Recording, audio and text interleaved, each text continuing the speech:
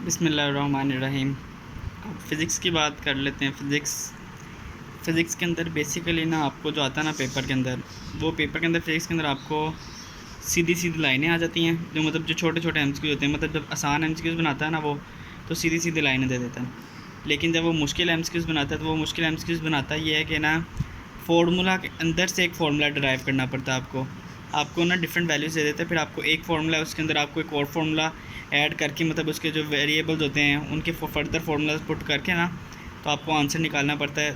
तो वो थोड़ा टेक्निकल होता है, तो वो भी इंशाल्लाह ना इसके अंदर हो जाएगा। अब पहले बात कर लेते हैं। क्वांटिटीज़ दो तरह की होती हैं, डायमेंशनल और एक डायमेंशनलेस। ठीक है, फिर उनमें से डायमेंशनल और डायमेंशनलेस दोनों की आगे फर्दर वेरिएबल और कॉन्स्टेंट्स होते हैं। ठीक है, वो मैंने आगे लिखा हुआ है। जैसे डायमेंशनल की वेरिएबल जो हैं वो velocity, force, acceleration, torque, work वगैरह होते हैं। और जो डायमेंशनल कांस्टेंट मतलब जिनकी यूनिट्स होते हैं, ठीक है, उनके अंदर जी ग्रेविटेशनल कांस्टेंट, के, म्यू नॉट, आर वगैरह वगैरह। ठीक है, और जो डायमेंशनलेस कांस्टेंट हैं वो क्या होते हैं, रिफ्रैक्टिव इंडेक्स, ई आर, या स्पेसिफिक ग्रेविटी। ठीक हो गया, मतलब जिनके अंदर रेशियो आती है और उसका सेम क्वांटिटी ऊपर नीचे होती है तो कैंसिल हो जाती है, इनका कोई यूनिट नहीं होता। और जो आपके पास इसके वेरिएबल्स हैं उसके अंदर एंगल और स्ट्रेन आता है। फिर फिज़िकल क्वांटिटीज़ दो तरह की है, एक ड्राइव्ड और एक बेस। बेस आपको पता है वो साथ जो लेंथ, मैस, टाइम वगैरह। देन बात कर लेते हैं ऐसे यूनिट्स। तीन किस्म के ऐसे यूनिट्स हैं, base units, supplementary, derived. Base जो है वो 7 हैं, सप्लीमेंट्री 2, ड्राइव इन्फिनिटी मतलब जो आप बेसिस से ड्राइव करते हो। फिर उसके बाद सिस्टम ऑफ यूनिट्स, ये CGS, MKS, mass, kilogram second वगैरह, CGS सेंटीमीटर ग्राम सेकंड वाला, FPS फुट पाउंड सेकंड। ये वैसे लिखे पता होनी चाहिए आपको, लेकिन पेपर के अंदर इनमें से कोई चीज़ नहीं पूछता आपसे। अब फर्दर ये आपको फोर्स के यूनिट लिखवाए हुए हैं। ठीक हो गया, ये आप देख लें। फिर CGS के अंदर लिखवाया हुआ है। उसके अलावा मैस, किलोग्राम सेकंड में लिखवाया हुआ है, पाउंड वगैरह में लिखवाया हुआ है। ठीक है, ये 2-3 यूनिट्स लिखे हुए हैं। इसके अंदर जो एमसीक्यूज आता है वो ये वाला आता है कि 1 जाउल इज इक्वल टू 10 की power 7 erg and 1 newton is equal to 10 की पावर 5 डाइन। ये एमसीक्यूज में पूछ लेता होता है। ठीक है, इन दोनों का पता होना चाहिए। फिर उसके बाद एक MCQ which is derived unit, force, work, watt, all. अब उसने यूनिट का पूछा, क्वांटिटी का नहीं पूछा। क्वांटिटी का पूछता तो फोर्स और वर्क होती, लेकिन उसने यूनिट पूछा इसलिए यहाँ पे वाट आएगा। ठीक है, वो सिंपल सा एमसीक्यू बस उसने आपको घुमाने के लिए ना ऐसे कर दिया है। फिर उसके बाद है विच of the following physical quantity has 2 base units. ठीक है, तो वो मैस है, क्योंकि मैस के अंदर किलोग्राम और मोल 2 बेस यूनिट्स होते हैं। फिर उसके बाद प्लेन एंगल कौन सा होता है, 2 डायमेंशनल एंगल होता है प्लेन एंगल। इसका जो total plane of circle, angle of circle कितना होता है, 2 पाई रेडियन। इसका जो फार्मूला होता है वो arc of length over radius. फिर स्टीरेडियन का लिखा हुआ है, 3 डायमेंशनल होता है। इसके अंदर एरिया डिवाइडेड बाय रेडियस का square. Total solid angle of sphere is 4 पाई स्टीरेडियन। जो सॉलिड एंगल है वो स्फीयर के लिए, और जो प्लेन एंगल है वो सर्कल के लिए है, क्योंकि सर्कल 2 डायमेंशनल होता है और स्फीयर 3 डायमेंशनल होता है। फिर उसके बाद एक एमसीक्यू दिया हुआ है, the angle subtended by an arc of length equal to the half of the radius of the circle is approximately, मतलब एंगल बताना है। अब नीचे ना इसको सोल्व करके दिखाया हुआ है। सोल्व ये देखो ज़रा, उसने एक सर्कल ड्रा कर लिया है, ये आपको समझाने के लिए है। फिर उसके अंदर वो कहता है कि क्वेश्चन के अंदर वो कहता है कि एंगल बताना है आपने, कि एंगल कितने हैं जब आपके पास ना आर्क लेंथ कितनी है, r/2, मतलब रेडियस का हाफ है। तो theta S equal to R theta होता है, तो theta is equal to S over R. S आपके पास क्या है, r/2 divided by R, R से कैंसिल हो जाएगा, तो थीटा इज इक्वल टू 1/2। ठीक है, आप देखो ज़रा, हमने बुक के अंदर पढ़ा 1 radian is equal to 57.3 degree. ठीक हो गया, तो 57.3 डिग्री मतलब 1/2 रेडियन, मतलब 57.3 को हाफ कर दो 29 डिग्री। तो इस तरह करके आपका एमसीक्यूज निकल आएगा। ठीक है, फिर उसके बाद एक फॉर्मूला दिया हुआ, total surface area of sphere is 4 pi R square. फिर उसके बाद क्या करता है कि आपको ना क्वांटिटीज़ वगैरह या वेरिएबल्स वगैरह दे देते हैं। फिर वो पूछता है कि किसका यूनिट हो सकता है। ठीक है, तो फिर आपने उसके ना यूनिट्स लिख के आपने उसको ना ड्राइव कर लेना होता है। PA मतलब pascal multiply by metre cube, तो आपने बता देना इसका फॉर्म। अगर आपको नहीं याद आ रहा, आप इसको ऐसे देख लो कि work done is equal to PV। ठीक है, ये भी एक एनर्जी और वर्क डन एनर्जी के इक्वल होता है, तो ये उस तरह आप सॉल्व कर सकते हो। फिर उसके बाद फर्दर आपको एनर्जी के ना यूनिट्स वगैरह दिखाए हुए हैं, उनकी वैल्यूज़ दिखाई हुई हैं। ये वैल्यूज़ आप लोगों ने याद कर लेनी है, ठीक है। फिर उसके बाद नीचे ना फर्दर एमसीक्यूज़ दिए हुए हैं। टाइम पर सेंटीमीटर द यूनिट ऑफ, ये आप लोग इसको कन्वर्ट कर लो या फिर आपको वैसे ही है तो आप लोग वैसे देख सकते हो।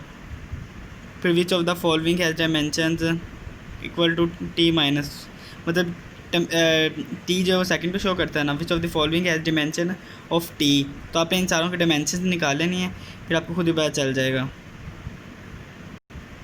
Physical quantities having same dimensions and units, वो दी गई है distance, displacement, speed, velocity, movement, impulse, heat energy, temp, torque, ठीक है। इनकी आपके पास सेम होती है डायमेंशन और यूनिट्स, क्योंकि इनका डिफरेंस ही आता है सिर्फ डायरेक्शन वगैरह के हिसाब से आता है। ये फिर वही बातें बता रहे हैं कि एंगुलर प्लांक्स की इक्वल होती है, सरफेस टेंशन और स्प्रिंग कांस्टेंट की डायमेंशन वगैरह इक्वल होती हैं। बेसिकली पता क्या है, पेपर के अंदर वो आपको ना दे देगा, कह देगा surface tension has dimension same as that of, फिर नीचे 4 ऑप्शन दे देगा, spring constant, Planck's constant, angular momentum.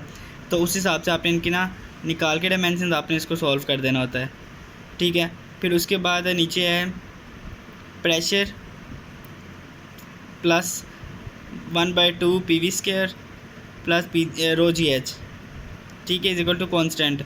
तो अब क्या होता है कि हम देखते हैं कि कोई भी हम क्वांटिटी को ऐड करते हैं तो हम सेम क्वांटिटीज़ को ऐड करते हैं, ठीक है। तो अब इसके अंदर क्या है कि इसके अंदर यही है कि ना आपने देख लेना कि आप क्वांटिटीज़ ऐड हो रही है ना। तो लेट्स सपोज हम बात कर लेते हैं सिर्फ इस इक्वेशन की।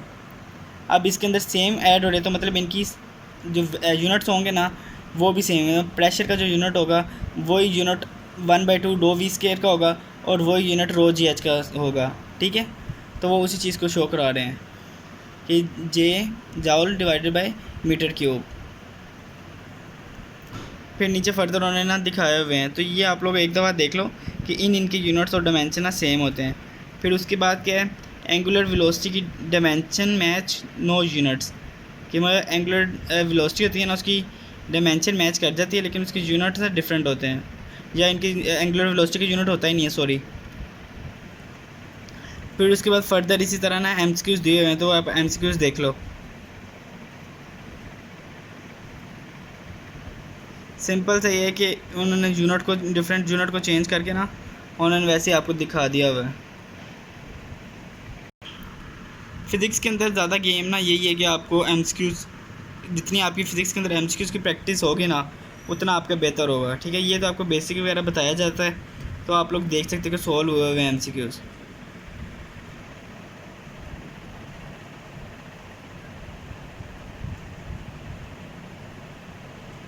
अब ये जो एनर्जी वाले यूनिट्स हैं ना ये आप लोगों ने लाजमी देख लेना क्योंकि ये पेपर के अंदर पूछ लेते हैं। फिर बात आ जाती है एरर और अनसर्टेनिटी की, ठीक है। 2 तरह के एरर होते हैं, रैंडम एरर होता है, सिस्टमेटिक एरर होता है, ठीक है। रैंडम के अंदर क्या होता है कि different results in same condition, unknown reason होती है, उसको कैसे रिड्यूस कर सकते हैं एवरेज के थ्रू। सिस्टमेटिक के अंदर क्या है, इक्वली इफेक्ट होती है रीडिंग, उसके अंदर 0 एरर या 0 करेक्शन आप पुट करके सॉल्व कर सकते हैं, ठीक है। फिर उसके अलावा से काजेज़ क्या होते हैं, 0 एरर, पर्सनल एरर, मतलब बंदे को परफॉर्म ही नहीं करना आता, उस तरह की कंडीशन है, या फिर इंस्ट्रूमेंट के ऊपर कैलिब्रेशन गलत दी होती है।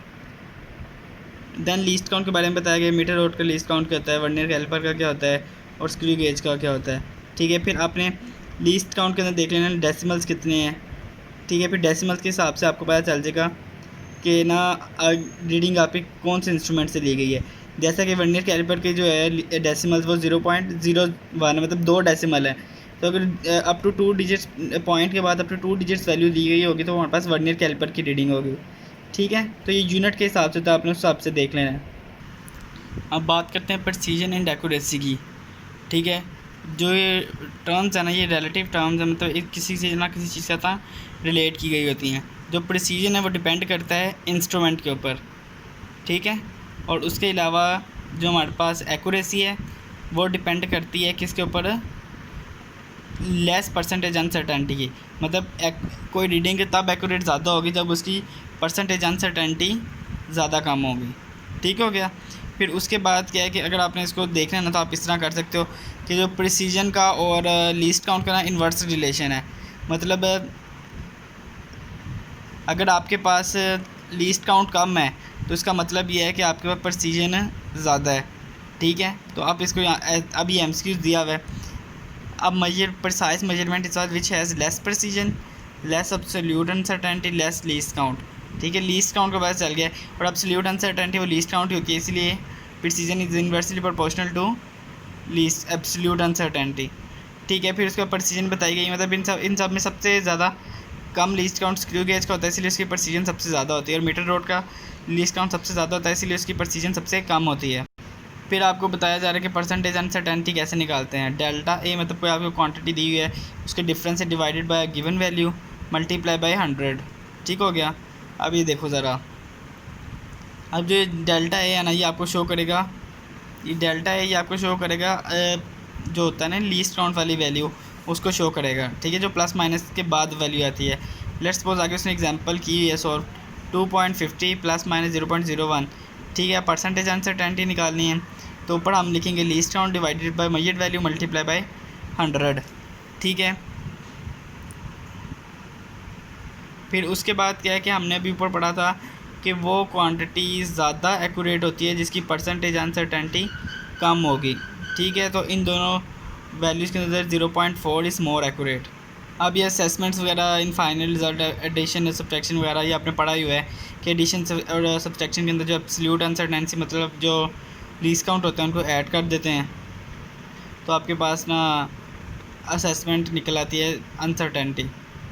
मल्टीप्लिकेशन और डिवीजन के केसेस के अंदर कहते हैं कि जो आपके परसेंटेज अनसर्टेनिटीज़ निकालनी पड़ती हैं, आपको परसेंटेज अनसर्टेनिटीज़ निकाल के ना उनको ऐड कर देते हो, फिर आपके पास ना फाइनल रिजल्ट के अंदर जो असेसमेंट होती है ना उसकी अनसर्टेनिटी की वो आप निकाल सकते हो। आगे ये एग्जांपल के थ्रू आपको बता दिया हुआ है कि परसेंटेज अनसर्टेनिटीज़ वी में निकाली है, आई में निकाली है, देन उनको ऐड कर दी है, ठीक है। फिर उसके बाद बात करते हैं पावर फैक्टर की। पावर फैक्टर के अंदर क्या होता है कि आपने ना जो आपके पास पावर आई होती है ना क्वांटिटी की, लेट्स सपोज ये v equal to 4/3 pi R cube है, इसमें r की पावर क्या है 3, तो आपने क्या करना होता है कि आपने परसेंटेज अनसर्टेनिटी निकालनी होती है रेडियस के अंदर, मतलब कोई भी आपको क्वांटिटी दी होती है, पहले आपने उसमें परसेंटेज अनसर्टेनिटी निकालनी है, फिर आपने उसको मल्टीप्लाई कर देना किसके साथ, जो पावर होती है उसके साथ मल्टीप्लाई कर देना। देन नीचे फिर आपको MCQ दिया गया कि टाइम पीरियड 2% है, लेंथ पेंडुलम की 4% है, ठीक है। तो जी की वैल्यू निकालो और जी के अंदर परसेंटेज अनसर्टेनिटी निकालो, ठीक है। तो आपने देख लेना है कि आपको पता ही है t equal to 2 pi under root L over g, तो आपने इससे जी निकाल लेना है, ठीक है। अब देखो डिवाइड हो रहा है, और तो अब डिवाइड के अंदर आपने क्या करना होता है, परसेंटेज अनसर्टेनिटीज़ को ऐड कर देना होता है, वो आपको दी, आप सिंपल उनको ऐड कर दो, ठीक हो गया। फिर उसके बाद क्या है, आप ये पेपर के अंदर MCQ आ जाता है क्योंकि ये थोड़ा टेक्निकल किस्म का MCQ है। इसके अंदर क्या होता है कि आपको जस्ट ना रीडिंग दे देते हैं, जैसे दी हुई है 5.0 सेंटीमीटर, ठीक है।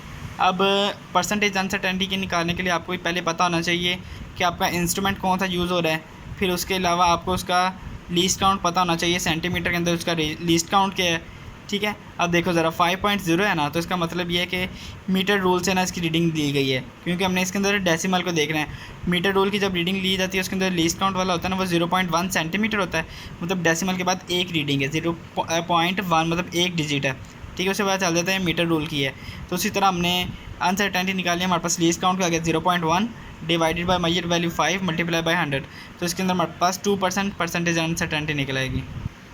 अभी उन्होंने एक और MCQ दिया हुआ है कि वो लेंथ आपको दे दी गई है, फिर वो कहता है परसेंटेज अनसर्टेनिटी निकालो वॉल्यूम के अंदर। वॉल्यूम का फॉर्मूला कहते हैं length into breadth into width, ठीक है।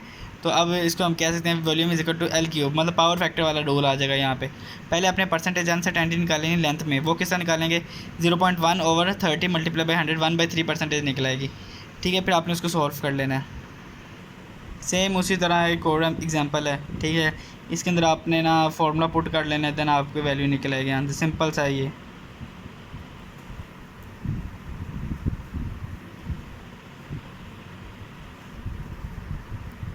अब बात कर लेते हैं हमारे पास percentage uncertainty in timing experiment, ठीक है। अब टाइमिंग एक्सपेरिमेंट में क्या होता है कि आपने अब इसके देखो ज़रा timing and experiment, time period equal to time जो आपने मेजर किया होता है divide by number of vibrations, ठीक है। अब इसका लीस्ट काउंट कैसे फाइंड कर, मतलब इसके अंदर अपने अनसर्टेनिटी कैसे फाइंड करनी होती है, least count over number of vibration. अगर आपके पास लीस्ट काउंट कांस्टेंट है ना, तो जो आपके परसेंटेज अनसर्टेनिटी टाइमिंग के अंदर है ना, वो नंबर ऑफ वाइब्रेशन के ऊपर डिपेंड करेगी। और स्टॉप वॉच के टाइम वो लीस्ट काउंट कहता है 0.1 सेकेंड। फिर नीचे एक एमसीक्यूज है कि a time for 10 vibration of pendulum is 50 second. ठीक है, मेजर्ड बाय स्टॉप वॉच, मतलब स्टॉप वॉच के फिर हमें पता चल गया लीस्ट काउंट के 0.1 सेकेंड। ठीक है, which is accurate up to 1/10 of the second, मतलब 0.1 सेकेंड उसका टाइम है least count. Time period is, अब टाइम पीरियड सिंपल था, वही फॉर्मूला आपने यूज़ करके आपने उसके अंदर ना परसेंटेज अनसर्टेनिटी निकाल लेनी। ठीक है, टाइम पीरियड यूज़ करके आपने पहले उसकी निकाल ली हमने अनसर्टेनिटी। ठीक है, फिर आपने उससे परसेंटेज अनसर्टेनिटी कैसे निकाली, जो आपने लीस्ट काउंट दिया है उसको divide by measured value multiply by 100। फिर आ गया डायमेंशंस की बारी। डायमेंशंस चेक करने के लिए आप सीधी तरह उसकी डायमेंशंस निकाल लो दोनों साइड से। ठीक है, अगर दोनों साइड से इक्वल डायमेंशंस इक्वल है ना, तो मतलब वो इक्वेशन सही है, लेकिन अगर डायमेंशन इक्वल नहीं है तो वो इक्वेशन गलत है। दूसरी चीज़, अगर आपको डायमेंशन नहीं पता तो आप इनकी यूनिट्स निकाल लो। अगर यूनिट्स आपके सेम आ रहे हैं ना, तो इसका मतलब है कि वो डायमेंशनी वो इक्वेशन करेक्ट है। अगर नहीं सेम आते तो वो इनकरेक्ट है। ठीक है, अब मैंने आपको पीछे बताया था कि सेम क्वान्टिटीज़ ऐड होती हैं हमेशा। अब ये देखो ज़रा, force equal to A plus B T plus C T square. ठीक है, इसका मतलब कि जो फोर्स का यूनिट है ना, वही ए का यूनिट है, वही बी टी का यूनिट है, वही सी टी स्क्वायर का यूनिट है। ठीक है, तो अगर आप इसमें से ए बी सी निकालना हो तो आप वो निकाल सकते हो इस तरह, जिस तरह मैंने सॉल्व किया हुआ है। ये सिंपल सा फॉर्मूला बस घुमाया हुआ है, इसके अंदर क्या है 10 वाइब्रेशंस दी गई हैं, उसके अलावा आपको ना पेंडुलम का टाइम पीरियड दिया हुआ है। ठीक है, वो आपसे कह रहा है लीस्ट काउंट निकालो, तो लीस्ट काउंट का फॉर्मूला क्या था, least time period equal to least count over number of vibration. तो लीस्ट काउंट फाइंड करना है तो आप टाइम पीरियड को मल्टीप्लाई कर देंगे नंबर ऑफ वाइब्रेशन के साथ। या अब इसके अंदर ये आपको कुछ डायमेंशन दिखाई गई हैं, कुछ यूनिट्स दिखाए गए हैं, आपने उसको कैसे निकालना होता है। ठीक है, इंपॉर्टेंट जो यूनिट्स वगैरह होते हैं ना वो। ठीक है, फिर उसके अलावा नीचे फिर आपको ना बताया जा रहा है कि मतलब जो पेपर के अंदर एमसीक्यूज आ जाते हैं कि मून से अर्थ का डिस्टेंस बताओ, मून से अर्थ का टाइम पीरियड बताओ, सन टू अर्थ का टाइम पीरियड बताओ, कि लाइट वहाँ से यहाँ तक आने में कितना टाइम लेती है, ये पेपर के अंदर पूछ लेते हैं। और उसके अलावा ये जो है ना मीटर इन 1 लाइट ईयर, ठीक है, ये भी पूछ लेते हैं कि जो मीटर इन 1 लाइट ईयर है ना वो कितना होता है। ठीक हो गया, यहाँ पे आपका ना ये चैप्टर ख़त्म हो गया है। Thank you.